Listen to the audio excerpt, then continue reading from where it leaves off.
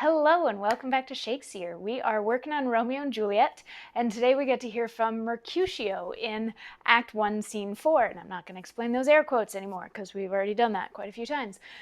So the things that have happened in Act 1, Scene 4, we start off the scene with Romeo and Benvolio and Mercutio and some others, and they are sneaking into this party that is happening at the Capulets' house. And Lord Capulet has invited Paris to come to this because Paris wants to marry Juliet, but Lord Capulet thinks maybe she's a little too young, but he wants Paris to see that she's worth waiting for and or find somebody else. But Romeo and Benvolio also found out about this party because a serving person who didn't know how to read asked them to read him the guest list so that they could go invite those persons. And Romeo found out that Rosalind, the woman that he's in love with, is going to be at this party. So he wants to go for that reason. But Benvolio is sort of like that there's plenty of fish in the sea, and a lot of them are going to be at this party. So we should go crash this party so that Romeo can find somebody else to be in love with. And then yesterday we got to check in a little bit with Juliet, and she has been told that she's supposed to check out Paris and see if she might want to marry him. And she's like, okay, I'll take a look. I'm not promising anything.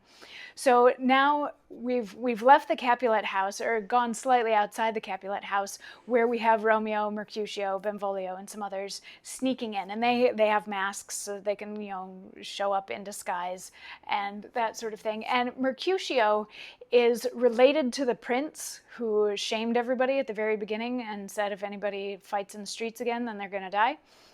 And he's also very good friends with Romeo and Benvolio. And Mercutio and Benvolio are having fun because they're going to a party. And Romeo is still being like weepy, sad sack, emo dude that doesn't want to go anywhere or do anything. And he's like, yeah, us going to this party is a really stupid idea anyway. Like, we shouldn't even be going. And Mercutio's like, why? Like, why not? Who says it's a stupid idea? And Romeo's like, well, I had a dream last night. And Mercutio says, what did you dream about? And Romeo says, I had a dream that lovers lie. And Mercutio says, oh, then I see Queen Mab hath been with you. She is the fairy's midwife, and she comes in shape no bigger than an agate stone on the forefinger of an alderman, drawn with a team of little atomies over men's noses as they lie asleep. Her wagon spokes made of long spinner's legs, the cover of the wings of grasshoppers. Her traces of the smallest spider's web, her collars of the moonshine's watery beams, her whip of cricket's bone, the lash of Philomé, her wagoner, a small gray-coated gnat, not half so big as a round little worm, pricked from the lazy finger of a man. Her chariot is an empty hazelnut, made by the joiner squirrel, or old grub, time out of mind, the fairies' coachmakers. And in this state she gallops, night by night, through lovers' brains, and then they dream of love. On courtiers' knees that dream on kerseys straight, or lawyers' fingers who straight dream on fees, or ladies' lips who straight on kisses dream, which oft the angry Mab with blisters plagues, because their breath with sweetmeats tainted are. Sometimes she gallops o'er a courtier's nose, and then dreams he of smelling out a suit. And sometime comes she with tithe pig's tail, tickling a parson's nose as he lies asleep. Then he dreams of another benefice.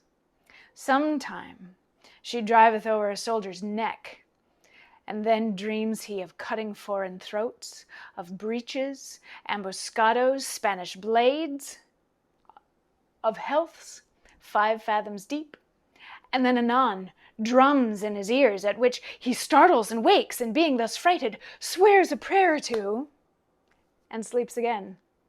This is that very Mab that plats the manes of horses in the night, and bakes the elk locks in the foul sluttish hairs, which, once untangled, much misfortune bodes.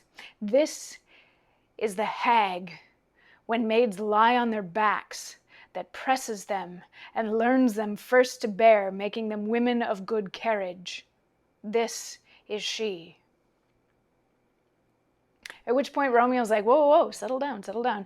And he talks just a little smidge more about Queen Mab, and then they decide that they're all just going to go to this party, and Mercutio said, shut up, because he's talking about nothing. So this nothing that he's talking about, this is a very famous speech, and people love doing this speech.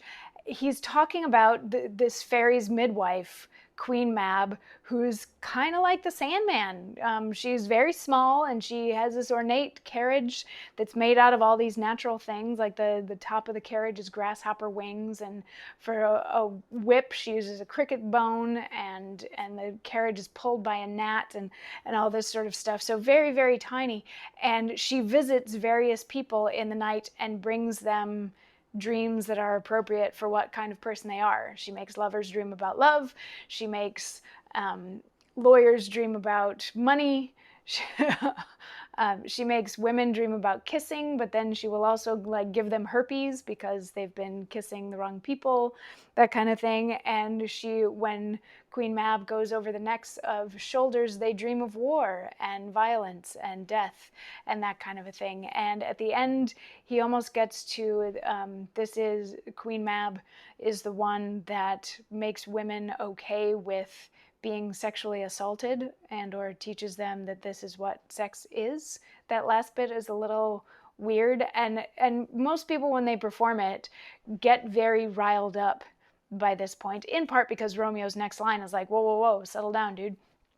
But it is just a monologue of Mercutio telling a fantastical tale, and his companions get a little bored with it. They think that he's too rambunctious about it. So like, settle down.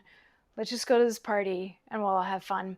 And it's funny because in the folio, where there are no act and scene delineations, when it gets to the end of Act 1, Scene 4, there isn't an exeunt where they all leave the stage. It says like, they all just sort of walk around in a circle and then go stand off to the side so that the party can now happen in the middle of the stage. So it's an indication that Shakespeare wanted to keep things rolling, and that he didn't necessarily feel like the party had to be a separate scene. Like, this scene is a prologue to the party, but so Romeo and his crew are crashing the party at the Capulets, and we will get to see more stuff from the party tomorrow.